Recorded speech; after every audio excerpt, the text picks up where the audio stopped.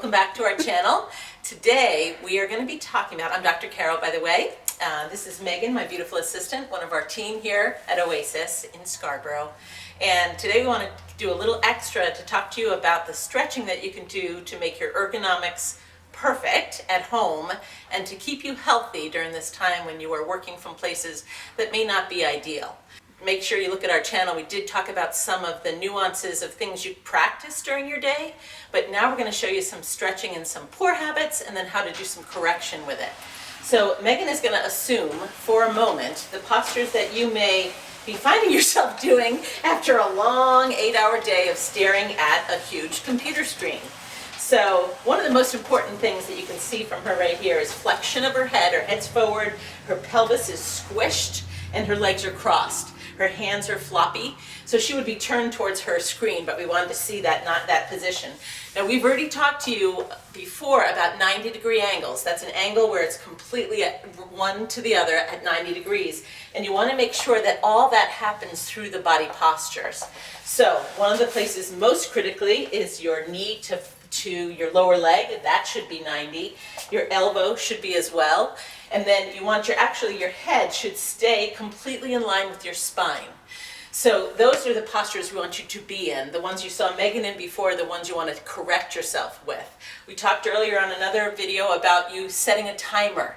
So putting at least every hour a timer on your computer or on your watch or whatever you have nearby. You're at home, so you should be able to find a little timer. Set your timer so that you make sure that when you're getting really engrossed and doing a really good job at your work, that you have time to take breaks and stretch. The body needs to stay dynamic. We've talked about things in motion staying in motion, things out of motion will become stiff and static. So what Megan's going to do every single hour at maybe 10 of the hour is she's going to make sure that she's moving through space and stretching her body. One of the most important things she's doing here, as you see, is her upper body stretch. You want to do what we call a sternal lift. This is her sternum. It's like a little tie in the front of your body. And you want to make sure that lifts up towards your head. And you imagine like a little string coming from the top of your head right up to the ceiling. And you're lifting up.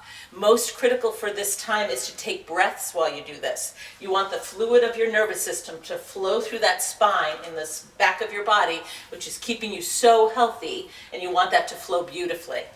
One of the other pieces that you want to do is to make sure that you take your hands and do what we call prayer position, which is taking your hands in this posture and bringing them down until you feel tension. Once you feel that tension, stay there, lift your eye gaze about 10 degrees up, and let the breath come through your body so you can feel a tingle go down your arms and down your spine to open up any pressure that might be there. The next thing we're going to do for this neck and shoulders, we're going to do what we call a side tilt. This can be done sitting. I like doing it standing, however. Come stand for me just for a minute, Megan.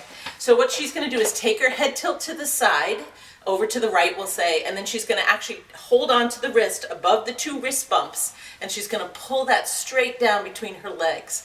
That's going to open up all the tissue in this area that became very static as you concentrate, and it will open that area. So far, and we're going to do both sides.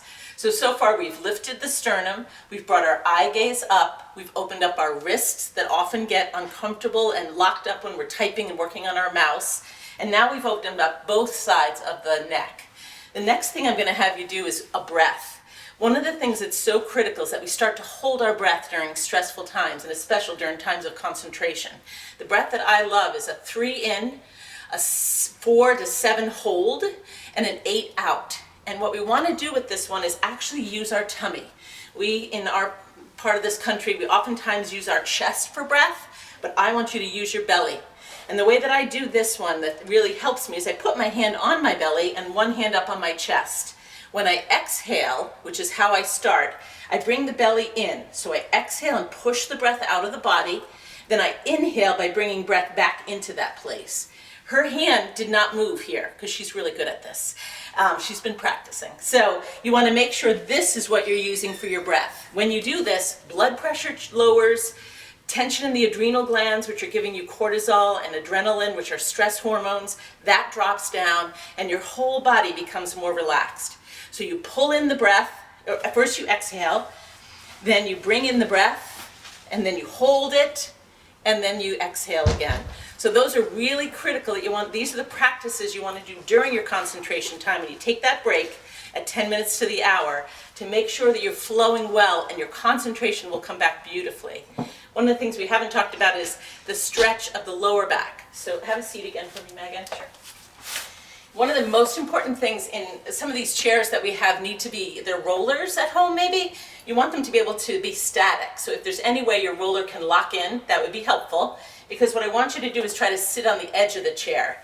Not a good idea if you're on a roller. So you lock in your chair, get it so it's static, lean it up against something if it's going to be rolling, you don't have a lock in the legs.